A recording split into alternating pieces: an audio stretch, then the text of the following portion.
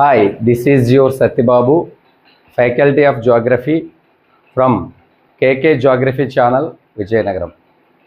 Right, ఈరోజు భారతదేశ భూగోళ శాస్త్రము లేదా ఇండియన్ జియోగ్రఫీ అనేటువంటి ఈ యొక్క పాఠ్యాంశంలో ఈ యొక్క సబ్జెక్ట్లో ఈరోజు భారతదేశ ద్వీపకల్ప పీఠభూమి ఇండియన్ పెనిన్సులర్ ప్లాట్యూ అని అంటారండి దీన్ని. మరి ఇండియన్ పెనిన్సులర్ ప్లాట్యూ లేదా భారతదేశ ద్వీపకల్ప పీఠభూమిలో చాలా అంశాలు మనకి కేంద్రీకృతమై ఉంటాయి.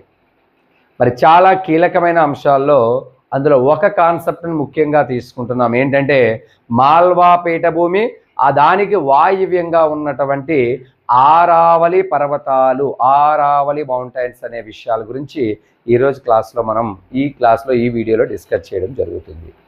రైట్, మళ్ళీ చెప్తున్నాను సార్, మన వీడియో చాలా వరకు వెళ్తుంది, చాలా కామెంట్స్ వస్తున్నాయి, అలాగే చాలా బాగుందని అందరూ రెస్పాండ్ అవుతున్నారు. ఇంకా మీరు కూడా మిగిలిన వాళ్ళు అందరూ చూస్తున్న వాళ్ళు ఎవరైతే ఉన్నారో వాళ్ళు కూడా మన కేకే జియోగ్రఫీ ఛానల్ని సబ్స్క్రైబ్ చేయండి. వీలైతే మనకి లైక్ చేసి షేర్ చేసి మనకు సపోర్ట్ చేయండి. మీకు ఏదైనా డౌట్ ఉంటే కామెంట్ రూపంలో అడగండి.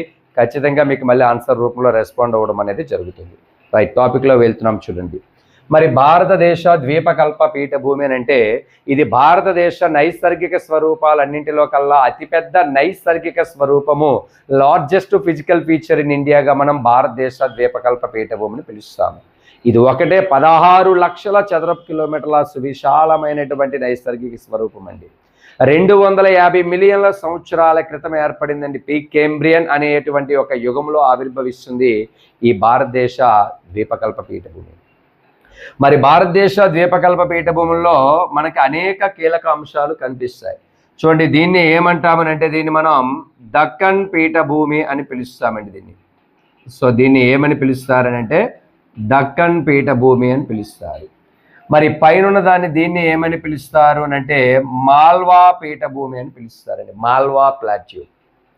మీరు ఇక్కడ ముందు ఏముంటాయనే విషయాన్ని ఒకసారి మీకు ప్రైమరీగా ముందు డిస్కస్ చేస్తున్నాను చూడండి. ఫస్ట్ ఇక్కడ ఏంటంటే మనకి ఢిల్లీ ఉంటుందండి, దేశ రాజధాని ఢిల్లీ ఉంటుందండి. ఢిల్లీకి దక్షిణంగా మనకి బుందేల్ఖండ్ అనే పీఠభూమి ఉంటుందండి ఇక్కడ. సో ఇది బుందేల్ఖండ్ ప్లాట్యూ. బుందేల్ఖండ్ పీఠభూమికి దక్షిణాన మాల్వా పీఠభూమి అనే పీఠభూమి ఉంటుందండి. మరి మాల్వా పీఠభూమికి దక్షిణాన మనకి ఏముంటాయి సార్ అంటే మాల్వా పీఠభూమికి దక్షిణాన మనకి ఇక్కడ వింధ్యా పర్వతాలు అనే పర్వతాలు ఉన్నాయండి. సో వీటిని మనం ఏమని అంటామంటే వింధ్యా పర్వతాలు అని పిలుస్తారండి. సో వీటిని ఏంటారంటే వింధ్యా పర్వతాలు అంటారు. వింధ్యా పర్వతాలకి దక్షిణంగా మనకి నర్మదా నది అనే నది ప్రవహిస్తుందండి. సో ఇక్కడ ఏ నది ప్రవహిస్తుందనంటే నర్మదా అనే నది ప్రవహిస్తుంది. నర్మదా నదికి దక్షిణంగా ఉన్న పర్వతాలని మనం సాత్పురా పర్వతాలు అంటాం. సాత్పురా పర్వతాలకి దక్షిణాన మనకి తపతీ నది అనే నది ప్రవహిస్తుందండి. తపతీ నదికి దక్షిణాన మనకి అజంతా పర్వతాలు అనే పర్వతాలు ఉంటాయండి ఇక్కడ. సో అజంతా అనే పర్వతాలు ఉంటాయి. ఇవన్నీ కూడా మనకి అజంతా పర్వతాలండి. సో అజంతా పర్వతాలు మహారాష్ట్ర దగ్గర ఉంటాయి. చూడండి, ఇక్కడ భారతదేశానికి ఉత్తరంగా ఉన్నటువంటి భారతదేశ రాజధాని ఢిల్లీని తీసుకొని ఢిల్లీకి దక్షిణంగా ఏముంటుంది అంటే ఢిల్లీకి దక్షిణంగా మనకి బుందేల్ఖండ్ అనే పీఠభూమి ఉంటుందండి.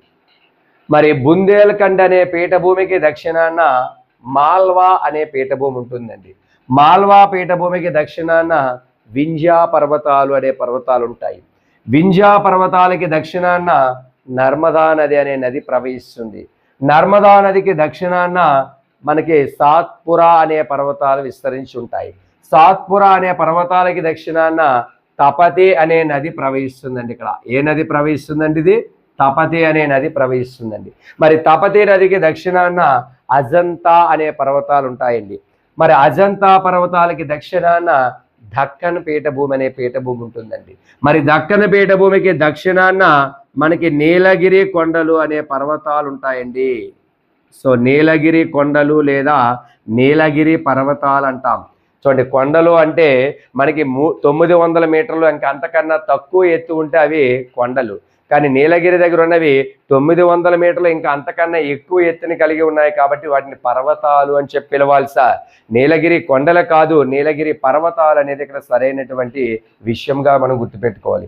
దానికి కిందన మనకి చివరిగా ఫైనల్గా ఏముంటుందంటే హిందూ మహాసముద్రం విస్తరించి ఉంటుందండి. సో ఇదంతా కూడా భారతదేశ ద్వీపకల్ప పీఠభూమి. భారతదేశ ద్వీపకల్ప పీఠభూమి మొత్తం విస్తీర్ణం ఎంత అంటే 16 లక్షల చదరపు కిలోమీటర్లు అండి మొత్తం విస్తీర్ణం. సో భారతదేశ ద్వీపకల్ప పీఠభూమి యొక్క మొత్తం విస్తీర్ణం 16 లక్షల చదరపు కిలోమీటర్లు. ఎప్పుడు ఏర్పడిందంటే ఇది 250 మిలియన్ల సంవత్సరాల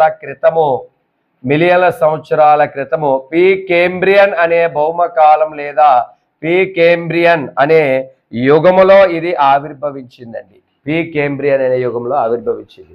చూడండి ఈ చూడండి అడుగుతున్నాడు, ఢిల్లీకి దక్షిణాన బుందేల్ఖండ్కి దక్షిణాన మాల్వాకి దక్షిణాన వింధ్యాకి దక్షిణాన నర్మదాకి దక్షిణాన సాత్పురాకి దక్షిణాన తపతికి దక్షిణాన అజంతాకి దక్షిణాన దక్కన పీఠభూమికి దక్షిణాన నీలగిరి కొండలు, వీటన్నింటికీ భారతదేశానికి దక్షిణాన హిందూ మహాసముద్రము లేదా హిందూ మహాసముద్రానికి ఉత్తరాన నీలగిరి పర్వతాలకు ఉత్తరాన దక్కన పీఠభూమికి ఉత్తరాన అజంతా పర్వతాలకు ఉత్తరాన తపతి నదికి ఉత్తరాన సాత్పుర పర్వతాలకు ఉత్తరాన నర్మదా నదికి ఉత్తరాన వింధ్యా పర్వతాలకు ఉత్తరాన మాల్వాకి ఉత్తరాన బుందేల్ఖండ్ పీఠభూమికి ఉత్తరాన దేశ రాజధాని అయినటువంటి ఢిల్లీ విస్తరించి ఉంటుంది. ఈ స్వరూపాన్నంతటిని లేదా నైసర్గిక స్వరూపాన్నంతటిని మనము భారతదేశ నైసర్గిక స్వరూపాల్లో భారతదేశ ద్వీపకల్ప పీఠభూమిగా అభివర్ణిస్తూ ఉంటాం. దీన్ని ఇంగ్లీష్లో ఇండియన్ పెనిన్సులర్ ప్లాట్యూ అని అంటారండి. మరి ఇండియన్ పెనిన్సులర్ ప్లాట్యూ లేదా భారతదేశ ద్వీపకల్ప పీఠభూమి మొత్తం విస్తీర్ణం ఎంత ఉంది, ఎప్పుడు ఏర్పడింది, ఏ యుగంలో ఏర్పడింది అనే విషయాన్ని కూడా మనం డిస్కస్ చేస్తూ భారతదేశంలోనే అతిపెద్ద నైసర్గిక స్వరూపం ఈ ద్వీపకల్ప పీఠభూమి. భారతదేశంలోనే అతి పురాతన ప్రాచీన నైసర్గిక స్వరూపం కూడా మనకి ఏంటని అడిగితే భారతదేశ ద్వీపకల్ప పీఠభూమి. అయితే ఇందులో కీలక అంశాలు చాలా ఉన్నాయనే విషయాన్ని గమనించాలి యాస్ ఫ్రెండ్స్. బుందేల్ఖండ్ ఉంది, మాల్వా ఉంది, అలాగే మనకి చాలా అంశాలు ఇందులో కనిపిస్తున్నాయి. వింధ్యా, సాత్పుర, నర్మదా, తపతి, అజంతా, మహారాష్ట్ర పీఠభూమి, కర్ణాటక పీఠభూమి, ఆంధ్ర తెలంగాణ పీఠభూమి అన్నీ కలిపితేనే దక్కన పీఠభూమి. అంటే దక్కన పీఠభూమి మళ్ళీ చాలా విధి విధానాలతో కూడుకుని ఉంటుంది, అనేక శిలలతో కూడుకుని ఉంటుంది, అనేక రాష్ట్రాల్లో విస్తరించి ఉంటుంది. మహారాష్ట్ర దగ్గర ఉన్న పీఠభూమిని మహారాష్ట్ర పీఠభూమని, కర్ణాటక దగ్గర ఉన్నదాన్ని కర్ణాటక పీఠభూమని, ఆంధ్ర తెలంగాణ దగ్గర ఉన్నదాన్ని ఆంధ్ర తెలంగాణ పీఠభూమని అంటారు. ఇలా చాలా విస్తీర్ణాన్ని, అధిక విషయాన్ని, అనేక కీలక అంశాలను కలిగి ఉన్నటువంటి ద్వీపకల్ప పీఠభూమి గురించి మనం అంతా డిస్కస్ చేయటం లేదు ఈ క్లాస్లో, ఈ వీడియోలో. కేవలం మనకి ఇందులో ఇక్కడ కనిపిస్తున్నటువంటి మాల్వా పీఠభూమి గురించి మాత్రమే డిస్కస్ చేస్తున్నాను. చూడండి ఇప్పుడు మరి మాల్వా అనే పీఠభూమి గురించి మనం మాట్లాడుతున్నాం కాబట్టి మొత్తం ఓవరాల్గా భారతదేశ ద్వీపకల్ప పీఠభూమి గురించి కూడా మనం ఇక్కడ సందర్భాన్ని అనుసరించి మనం డిస్కస్ చేసుకున్నామండి. రైట్, చూడండి ఇక్కడ మాల్వా పీఠభూమి తీసుకుంటే ఇది భారతదేశ ద్వీపకల్ప పీఠభూముల్లో, సో ఇది భారతదేశ ద్వీపకల్ప పీఠభూముల్లో అంతర్భాగం. సో ద్వీపకల్ప పీఠభూమిలో ఒక అంతర్భాగం, సో ఒక అంతర్భాగంగా పిలుస్తారు. అంటే భారతదేశ ద్వీపకల్ప పీఠభూముల్లోనే ఒక భాగం ఏంటి, మాల్వా పీఠభూమి. ఈరోజు క్లాస్లో మనం మాల్వా గురించి మాత్రమే బ్రీఫ్గా డిస్కస్ చేస్తాం, మరియు మాల్వాకి సరిహద్దులుగా ఉన్న వాటిని కూడా మనం డిస్కస్ చేస్తాం. రైట్, చూడండి మరి మాల్వా పీఠభూమి యొక్క, ఇది మాల్వా పీఠభూమి ద్వీపకల్ప పీఠభూముల అంతర్భాగం కదా. మాల్వా పీఠభూమి యొక్క మొత్తం విస్తీర్ణం ఎంత లేదా మొత్తం వైశాల్యం ఎంత సార్? మొత్తం విస్తీర్ణము లేదా మొత్తం వైశాల్యం 1.5 లక్షల చదరపు కిలోమీటర్లు అండి. అంటే భారతదేశ ద్వీపకల్ప పీఠభూమి మొత్తం ఎంత చెప్పుకున్నాం? భారతదేశ ద్వీపకల్ప పీఠభూమి యొక్క మొత్తం విస్తీర్ణం 16 లక్షల చదరపు కిలోమీటర్లు అయితే అందులో ఓన్లీ మనం మాల్వా అనే పీఠభూమి గురించి మాత్రమే మాట్లాడుతున్నామండి.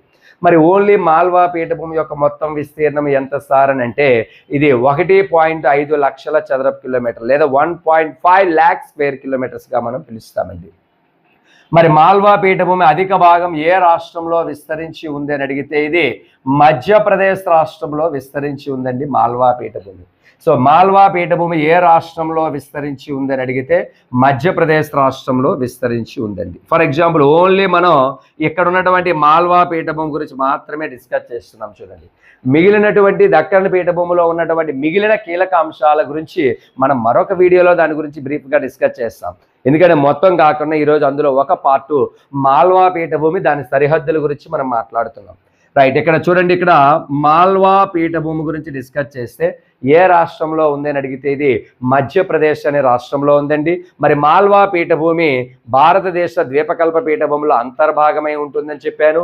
ఓన్లీ మాల్వా పీఠభూమి యొక్క మొత్తం విస్తీర్ణం 1.5 లక్షల చదరపు కిలోమీటర్ల విస్తీర్ణాన్ని కూడా కలిగి ఉంటుందని చెప్పుకున్నాం. మరి మాల్వా పీఠభూమి ఇది ఏ రకానికి చెందిన పీఠభూమి అంటే ఇది లావా రకానికి చెందిన పీఠభూమి అండి. వాల్కానిక్ ప్లాట్యూ అని చెప్పి పిలుస్తాం దీన్ని. సో వాల్కానిక్ ప్లాట్యూ లేదా లావా పీఠభూమి రకానికి చెందిందంటే పీఠభూముల రకాలని వరల్డ్ జాగ్రఫీలో వస్తుంది, అది వేరే దగ్గర మనం డిస్కస్ చేస్తాం.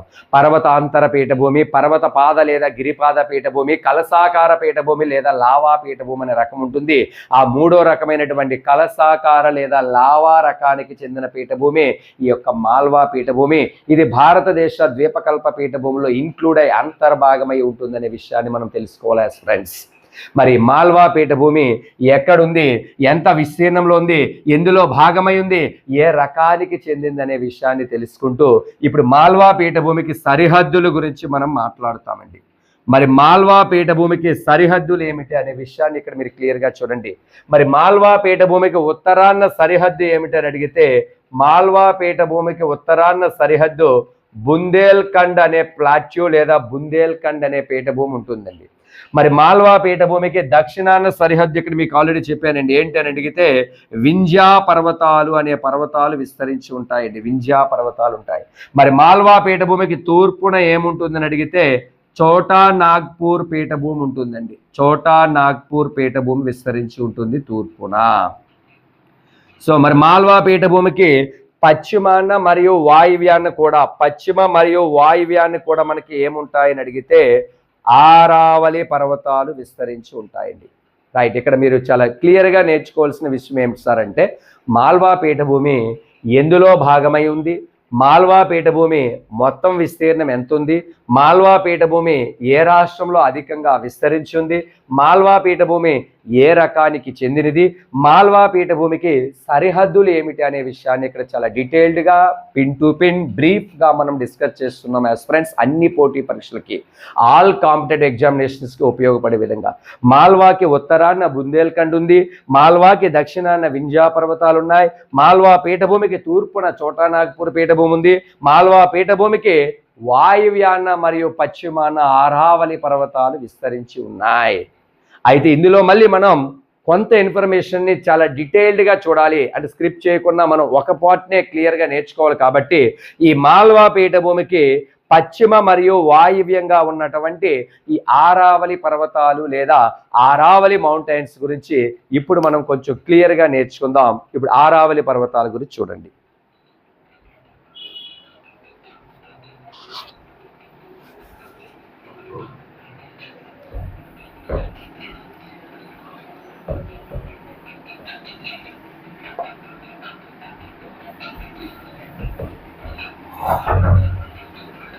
సో ఇక్కడ మనం ఆరావళి పర్వతాల గురించి డిస్కస్ చేస్తున్నాం.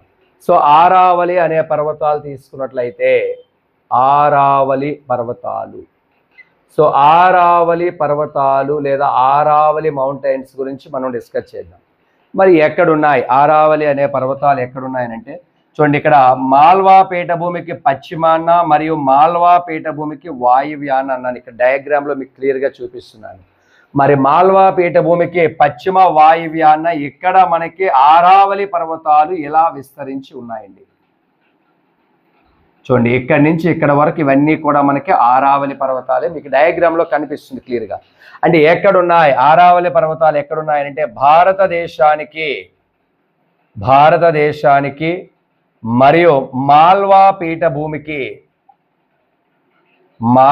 పీఠభూమికి ఏ దిక్కున విస్తరించి ఉన్నాయనంటే వాయువ్య భాగంలో లేదా వాయువ్య దిశలో విస్తరించి ఉన్నాయండి. చూడండి, భారతదేశానికి వాయువ్యమే, మాల్వా పీఠభూమికి కూడా వాయువ్యమే. సో మాల్వా పీఠభూమికి పశ్చిమ వాయువ్యంగాను భారతదేశానికి కూడా వాయువ్యంగా విస్తరించి ఉన్నాయి ఆరావళి అనే పర్వతాలు. మరి ఆరావళి పర్వతాలు ఏ రకానికి చెందిన పర్వతాలు సార్ అంటే ఇవి అవశిష్ట లేదా చూడండి అవశిష్ట లేదా పరిశిష్ట రకానికి చెందిన పర్వతాలండి. సార్ అవశిష్ట పర్వతాలు లేదా పరిశిష్ట పర్వతాలను ఇంగ్లీష్లో మనం రెసిడ్యువల్ మౌంటైన్స్ అని పిలుస్తామండి. Residual mountains. సో అవశిష్ట పర్వతాలు లేదా పరిశిష్ట పర్వతాలు ఏ రకానికి చెందినవంటే రెసిడ్యువల్ మౌంటైన్స్. అంటే అర్థం ఏంటి, ఒకానొకప్పుడు కొన్ని వందల సంవత్సరాల క్రితము ఎత్తైన పర్వతాలుగా ఆవిర్భవించి ఇక్కడ బాహ్య శక్తుల వలన బహిర్జనీత బలాల వలన చూడండి బాహ్య శక్తుల వలన మరియు బహిర్జనీత బలాల వలన బాహ్య శక్తుల వలన బహిర్జనీత బలాల వలన ఎక్స్టర్నల్ ఫోర్సెస్ వలన ఇలా ఉన్న పర్వతాలు ఎత్తు శిథిలమైపోయి ఎత్తు తగ్గిపోయి ఇంకా మిగిలిపోయినటువంటి పర్వతాన్ని మనము అవశిష్ట పర్వతం అంటాం. ఫర్ ఎగ్జాంపుల్ ఇలా పర్వతాలు ఒకప్పుడు ఏర్పడి దాని మీద బాహ్య శక్తుల వలన బహిర్జనీత బలాల వలన ఎత్తు కాస్త తగ్గిపోయి శిథిలమైపోయి ఇంకా మిగిలిపోయి ఇలా ఉన్నటువంటి పర్వతాన్ని మనము అవశిష్ట పర్వతము లేదా పరిశిష్ట పర్వతం అని అంటాం. పూర్వం లేదా కొన్ని సంవత్సరాల క్రితం ఎత్తైన పర్వతాలుగా ఆవిర్భవించి కొద్ది ఎత్తుగా మిగిలిపోయి ఇంకా ఉన్నటువంటి పర్వతాలనే మనం అవశిష్టముని అంటాం, పరిశిష్టముని అంటాం, రెసిడ్యువల్ అని అంటాం. ఫర్ ఎగ్జాంపుల్ చాక్ పీస్ ఉంది. ఫర్ ఎగ్జాంపుల్ ఇది మార్కర్ బోర్డు పక్కన పెట్టిన చాక్ పీస్ తీసుకొని బోర్డు పైన నేను బాహ్య శక్తిని ప్రేరేపించి రాస్తూ ఉంటే ఇలా ఉన్న చాక్ పీస్ ఇలా చిన్న పీస్గా మిగిలిపోతుంది. అది పక్కన పడేస్తాం. ఆ మిగిలిపోయిన పీస్నే మనం అవశిష్టం లేదా పరిశిష్టం అంటామనే విషయాన్ని గుర్తుపెట్టుకోవాలి. మరి ఎప్పుడు ఏర్పడ్డాయని అడిగితే ఆరావళి పర్వతాలు అవశిష్ట లేదా పరిశిష్ట పర్వతాలండి. ఇవి 570 మిలియన్ల సంవత్సరాల క్రితం ఏర్పడ్డాయి. కాబట్టి భారతదేశంలోని మిక్కిలి ప్రపంచంలోనే అత్యంత పురాతనమైన లేదా ప్రాచీనమైన పర్వతాలు ఏంటని అడిగితే ఆరావళి పర్వతాలుగా గుర్తుపెట్టుకోవాలి. సార్ ప్రపంచంలోని భారతదేశంలోని నవీనమైనవి నూతనమైనవి యంగెస్ట్ మౌంటైన్స్ ఏంటంటే ఆరావళి. అవి యంగెస్ట్ మౌంటైన్స్ ఏంటని అడిగితే మనకి హిమాలయ పర్వతాలు 30 నుంచి 60 మిలియన్ల సంవత్సరాల క్రితం టెర్షియరీ యుగంలో ఏర్పడతాయి. సో మనకి నవీనమైన పర్వతాలు అన్నప్పుడు మనకి హిమాలయ పర్వతాలు పెట్టాలి. భారతదేశంలోని మరియు ప్రపంచంలోని అత్యంత పురాతనమైన లేదా ప్రాచీనమైన లేదా ఓల్డెస్ట్ పర్వతాలు అన్నప్పుడు మనకి ఆరావళి పర్వతాల గురించి చర్చిస్తాం. మరి పురాతనమైనవి అన్నాం కాబట్టి ఇవి ఎప్పుడు ఏర్పడ్డాయి? 570 మిలియన్ల సంవత్సరాల క్రితం ఏర్పడ్డాయి. ఏ రకంగా ఏర్పడ్డాయి? అవశిష్ట పర్వతాలు లేదా చెందిన పర్వతాలు ఎక్కడున్నాయనేది చూస్తున్నాం. అయితే ఇవి ఆరావళి పర్వతాలు ఎక్కడి నుండి ప్రారంభమవుతున్నాయనంటే గుజరాత్ రాష్ట్రంలోని పాలంపూర్ అనే ప్రాంతం నుంచి. సో ఎక్కడి నుంచి అంటే గుజరాత్ రాష్ట్రంలోని పాలంపూర్ అనే ప్రాంతం దగ్గర ప్రారంభమై వయా రాజస్థాన్ మీదుగా హర్యానా మీదుగా ఢిల్లీ పరిసర ప్రాంతాల వరకు విస్తరించి ఉన్నాయండి. రాజస్థాన్ మీదుగా హర్యానా ప్రాంతం మీదుగా ఢిల్లీ పరిసర ప్రాంతాల వరకు విస్తరించి ఉన్నాయి. ఎంత పొడవు అంటే సుమారుగా 612 కిలోమీటర్ల పొడవును విస్తరించి ఉంటాయి. సార్ కొన్ని బుక్కుల్లో సుమారుగా 800 కిలోమీటర్లని ముద్రించి ఉంటుంది. మరికొన్ని బుక్కుల్లో సుమారుగా 700 కిలోమీటర్లని ఉంటుంది. బట్ గ్రూప్ 2 ఇన్ఫర్మేషన్ ప్రకారం కరెక్ట్గా 612 కిలోమీటర్ల పొడవును విస్తరించి ఉన్నాయండి. సో ఆరావళి పర్వతాలు భారతదేశానికి ఏ దిక్కునున్నాయనేది మొదటి ప్రశ్న. భారతదేశానికి మరియు మాల్వా పీఠభూమికి వాయువ్యాన్ని ఉన్నాయి. ఏ రకానికి చెందిన పర్వతాలు అంటే అవశిష్ట లేదా పరిశిష్ట రకానికి చెందిన పర్వతాలు. ఎప్పుడు ఏర్పడ్డాయని అడిగితే 570 మిలియన్ల సంవత్సరాల క్రితం ఏర్పడ్డాయి. కాబట్టి భారతదేశంలోనే ముఖ్యమైనటువంటి పురాతనమైనటువంటి పర్వతాలు, ప్రపంచంలో కూడా పురాతనమైన పర్వతాలుగా మిక్కిలి వీటినే పిలుస్తారు. ఇవి గుజరాత్ రాష్ట్రంలోని పాలంపూర్ నుంచి మనకి రాజస్థాన్ మీదుగా హర్యానా మీదుగా ఢిల్లీ పరిసర ప్రాంతాల వరకు 612 కిలోమీటర్ల విస్తరించి ఉన్నాయండి ఆరావళి పర్వతాలు. ఇవి అవశిష్ట పర్వతాలు. మరి ఆరావళి పర్వతాల్లో అతి ముఖ్యమైనటువంటి కొండలు ఏమిటి అని అంటే ఆరావళి పర్వతాల్లోనే అతి ముఖ్యమైనటువంటి కొండలు మౌంట్ అబూ కొండలు. సో చాలా ఇంపార్టెంట్ చూడండి ఇక్కడ. సో ఆరావళి పర్వతాల్లో అతి ముఖ్యమైన కొండలు, ముఖ్యమైనటువంటి మౌంటైన్స్ ఏంటని అడిగితే మౌంట్ అబూ కొండలండి. మౌంట్ అబూ హిల్స్ అంటాం మనం. మరి ఆరావళి పర్వతాలు ఉన్నాయి, చాలా ఇంపార్టెంట్. మౌంట్ అబూ కొండలు ఏ రాష్ట్రంలో ఉన్నాయి? రాజస్థాన్. ఏ పర్వతాలు ఉన్నాయి? ఆరావళి పర్వతాలు. భారతదేశానికి ఇవి కూడా ఏ దిక్కునున్నాయి? వాయువ్య దిక్కునే విస్తరించి ఉన్నాయి. మరి ఆరావళి పర్వతాలు మౌంట్ అబూ కొండలో మనకి భారతదేశానికి వాయువ్యాన్ని ఉంటే మరి మౌంట్ అబూ కొండలు అనేది వాయువ్య భారతదేశంలోనే అతి ముఖ్యమైన వేసవి విడిది కేంద్రం ఇది. There is some of the important hill station in north west part of India. భారతదేశానికి మరియు వాయువ్య భారతదేశానికి అతి ముఖ్యమైన వేసవిడిది కేంద్రంగా ఈ మౌంట్ అబూ కొండల్ని పిలుస్తారు. ఈ మౌంట్ అబూ కొండల్లో ప్రసిద్ధి చెందిన ఆలయం ఉందండి. ఆ ఆలయం పేరు ఏంటని అడిగితే దిల్వారా టెంపుల్ లేదా దిల్వారా ఆలయం. మరి దిల్వారా ఆలయం ఏ రాష్ట్రంలో ఉంది? రాజస్థాన్. ఏ పర్వతాల్లో ఉంది? ఆరావళి. ఏ కొండల్లో ఉంది? మౌంట్ అబూ కొండలు. చూడండి, ఎలా అడిగినా ప్రశ్న అనేది క్రియేట్ అవుతుంది. ఎలా అడిగినా ప్రశ్న ఆన్సర్ చేసే ఎఫిషియన్సీ అండ్ మనకి ఆ ఎబిలిటీ అనేది ఉంటే మనకి ఈజీగా జాబ్ అనేది సాధించగలుగుతాం. రైట్, ఇక్కడ ఆరావళి పర్వతాల్లో ముఖ్యమైన కొండలు ఏంటని అడిగితే మౌంట్ అబూ కొండలు అంటున్నాం. మరి మౌంట్ అబూ కొండలు ఎలాంటిదనంటే ఇది ఒక వేసవి విడిది కేంద్రం, ఇంపార్టెంట్ హిల్ స్టేషన్ అని చెప్తున్నాం. మరి వేసవి విడిది కేంద్రమైనటువంటి మౌంట్ అబూ కొండల్లో ప్రసిద్ధి చెందిన ఆలయం ఏదని అడిగితే దిల్వారా టెంపుల్. దిల్వారా ఆలయం ఇక్కడే ఉందండి. ఇది ఏ మతానికి ప్రసిద్ధి చెందినదని అడిగితే జైను మతానికి ప్రసిద్ధి చెందిన ఆలయం అండి. దీన్ని నిర్మించినటువంటి చక్రవర్తి ఎవరని అడిగితే తేజ్ పాలుడు అనేటువంటి చక్రవర్తి ఆలయాన్ని నిర్మించాడండి. చాలా ఇంపార్టెంట్. సో రాజస్థాన్ రాష్ట్రంలో ఆరావళి పర్వతాల్లో జైను మతానికి ప్రసిద్ధి చెందిన ఆలయం ఏది? దిల్వారా. ఈ ఆలయాన్ని నిర్మించిన చక్రవర్తి ఎవరు? తేజ్ పాలుడు. ఇది ఏ మతానికి ప్రసిద్ధి? ఇది జైను మతానికి ప్రసిద్ధి చెందినది. ఏ కొండల్లో ఉంది? మౌంట్ అబూ కొండల్లో ఉంది ఈ దిల్వారా టెంపుల్ లేదా దిల్వారా ఆలయం. మరి ఇక్కడ ఇంపార్టెంట్ ఏంటంటే వాయువ్య భారతదేశంలోనే ఎత్తైన శిఖరము, రాజస్థాన్ రాష్ట్రంలోనే ఎత్తైన శిఖరము, ఆరావళి పర్వతాల్లోనే ఎత్తైన శిఖరము, మౌంట్ అబూ కొండల్లోనే ఎత్తైన శిఖరం ఏంటని అడిగితే చాలా చాలా ఇంపార్టెంట్ అండి. ఇక్కడ ఒకే పాయింట్లో ఒకే బిట్టు రూపంలో ఒకే దగ్గర నేను కలిపి చెప్తున్నాను. బట్ దీన్ని ఒక్కొక్క రకమైన పోటీ పరీక్షల్లో ఒక్కొక్కలా అడుగుతాడు. డిఎస్సిలో ఒకలా అడగొచ్చు, ఎస్ఐలో ఒకలా అడగొచ్చు, కానిస్టేబుల్ ఒకలా అడగొచ్చు, రైల్వేలో ఒకలా అడగొచ్చు, అండ్ ఎస్ఎస్సి జీడీలో ఒకలా అడగొచ్చు. ఇలా ఆల్ కాంపిటేటివ్లో కూడా చాలా ఇంపార్టెంట్ పాత్ర పోషించేటువంటి వ్యవస్థ ఈ ఆరావళి పర్వతాలు. మరి ఆరావళి పర్వతాల్లోని ఎత్తైన శిఖరము అన్నా, వాయువ్య భారతదేశంలోని ఎత్తైన శిఖరం అన్నా, ఆ రాజస్థాన్ రాష్ట్రంలో ఎత్తైన శిఖరం అన్నా, మౌంట్ అబూ కొండల్లోని ఎత్తైన శిఖరము అన్నా ఒకటేనండి. ఆ శిఖరము పేరు ఏంటని అడిగితే గుర్షికార్ శిఖరము. గుర్షికార్. ఆ శిఖరం పేరేంటంటే గుర్షికార్. ఎత్తు ఎంత అంటే 1722 మీటర్ల ఎత్తండి. ఇది ఏ రాష్ట్రంలో ఉందనంటే రాజస్థాన్. అలాగే ఏ పర్వతాల్లో ఉందని అడిగితే ఆరావళి పర్వతాలు. అందుకే రాజస్థాన్ రాష్ట్రానికి ఎత్తైన శిఖరం, ఆరావళి పర్వతాల్లో ఎత్తైన శిఖరం. అలాగే మనకి ఇది వాయువ్య భారతదేశంలోని ఎత్తైన శిఖరము, మౌంట్ అబూ కొండల్లో ఎత్తైన శిఖరము గుర్షికార్ 1722 మీటర్ల ఎత్తులో ఉంది. మరి ఇక్కడ రెండో ఎత్తైన శిఖరం ఏంటి ఇక్కడ అంటే ఇది మొదటి దానిగా తీసుకుంటే రెండో ఎత్తైన శిఖరం ఏంటని అడిగితే ఈ రాజస్థాన్ లో రెండో ఎత్తైన శిఖరం సెర్ లేదా సిరోహి శిఖరము అని అంటారండి. సెర్ శిఖరము లేదా సిరోహి శిఖరము. మరి ఇది రాజస్థాన్ లో ఉందండి. దీని ఎత్తు ఎంత అంటే 1597 మీటర్ల ఎత్తండి. రాజస్థాన్ రాష్ట్రంలో రెండవ ఎత్తైన శిఖరం. మరి మొదటి ఎత్తైన శిఖరం అన్నప్పుడు గుర్షిఖర్ పెట్టాలి, రెండో ఎత్తైన శిఖరం అన్నప్పుడు సెర్ లేదా సిరోహి శిఖరాన్ని పెట్టాలి. మరి ఇక్కడ మూడవ ఎత్తైన శిఖరము ఏంటి అని అడిగితే గౌరీ శంకర్ శిఖరం అండి. గౌరీ శంకర్ శిఖరము.